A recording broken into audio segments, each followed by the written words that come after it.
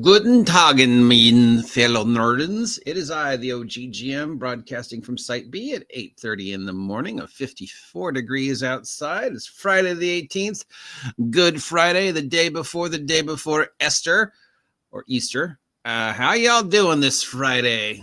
Hopefully you are well and safe and happy and enjoying things. It's time to take a talk. We're at our friendly local game store and see what's new on the shelves. But don't take my word for it. Once again, I highly recommend that if I mention a product you are interested in purchasing, you call ahead to your friendly local game store and make sure they have it in stock and they can put it on hold for you. Or if they don't have it in stock, ask them if they can special order it for you. And then don't get upset if it takes them a very long time to fill the special order, because remember, our small mom and pop brick and mortar friendly local game stores have a lot of things working against them right now. In fact, we just heard of another games company already shutting down post tariff apocalypse. So yeah, things are not looking good. But yeah, Trollord Games, who, amongst other things, released an amazingly positive state of the gaming nation, which we'll cover in a separate blog, has some new stuff available. We've got the Adventurous Armory, the Monstrous Armory, and War Mounts. Adventurous Army is $45, Monstrous Army is $30, and War Mounts is $11. The Adventurous Army covers, wait for it, weapons and armors. The Monstrous Army contains armaments for monsters. So it's the same book, but geared towards monsters. I don't know why monsters would need a different book than normal. I mean, a sword is a sword is a sword is a sword, whether it's being wielded by Hamfist the Hungarian or the 12-armed Hydra boy. It's a sword. But okay. And then War Mounts covers, wait for it, mounts.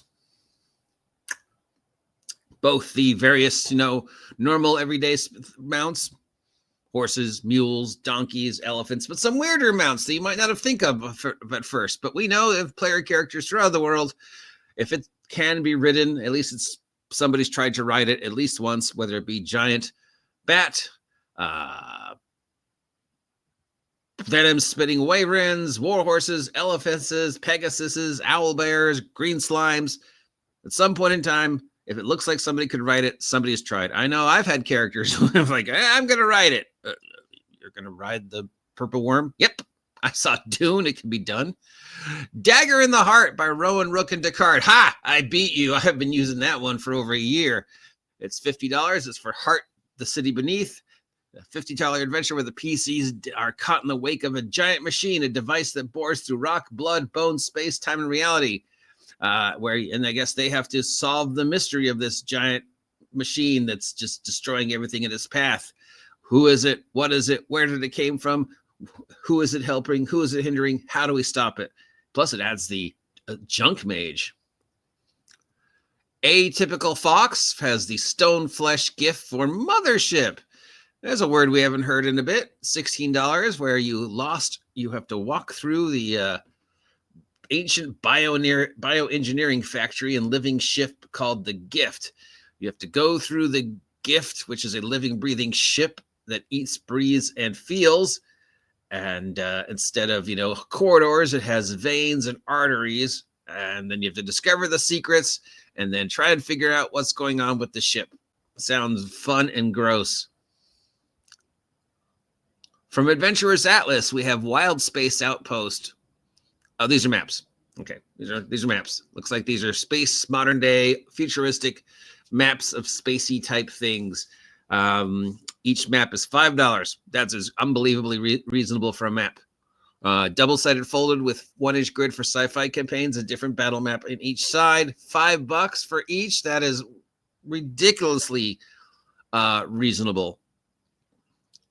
Lost Space Studios brings us the Cathedral of Hope and Lost Eons. The Cathedral of Hope is $7.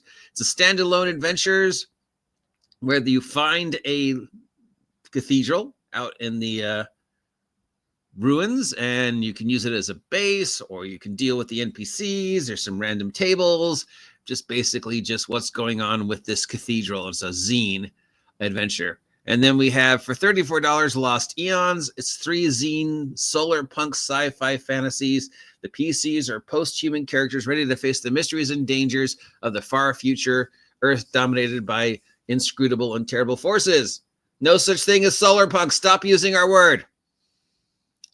From WizKids, we have the Adult Blue Dragon Corruptor. This is $60. It's based upon the new Monster Manual art for the Adult Blue Dragon, 75mm base with a 10-inch wingspan. Yes, I know we did metric and American math, but whatever. It's a dragon. It can do whatever it wants. Fortunately, the picture does not do it justice, but it looks pretty badass. As you know, I pretty much am totally against the whole Wizards of the Coast latest thing about the dragons and all the bullshit they're saying. Hi, Steve. Somebody has spring fever. That said, despite everything else that they've done with the dragons and all the bullshit about, oh, we've never talked about where they're from ever before, the look of the new dragons, I really like. I especially like the detail around the mouths and the body where you can see how the use of the breath weapon changes the shape of the mouth, and you can see the scarring and how like the upper mouth is darker because of just you. So that part I like. I like the fact that, the people who actually did the art considered, how would using this breath weapon change the shape of the face, affect the face. Even if it's immune to its own breath weapon, there's still going to be changes. You're breathing out acid year after year after year after year. Even though you're technically immune to that acid, it's still going to change the way the face looks. You're going to have the scarring. There's going to be coloring differences. So while I hate everything else that they did with the dragons for 2025, I do like that. That I think was maybe the first time I've ever seen anybody even consider that and thinking about how a dragon would look. How would the breath weapon affect how it looks? So that was cool. $5 maps. Obviously, I highly recommend that. And Troll Lord games, because we really love Troll Lord games. We've always loved Troll Lord games. Even though my one experience playing Castles and Crusades was negative, the system is positive. I'd love to play it again. I don't know if I'd run it, but I definitely love to play it. And I love everything they do, and I love how positive they are, and I love how they are consciously continuing to support the community. In fact, we have just had a recent article from them regarding the state of the gaming nation, which we will cover in a separate vlog. So obviously, I recommend this. And that's about it this week. If any of those are things you want to pick up from your friendly local game store, give them a call and make sure they have it in stock.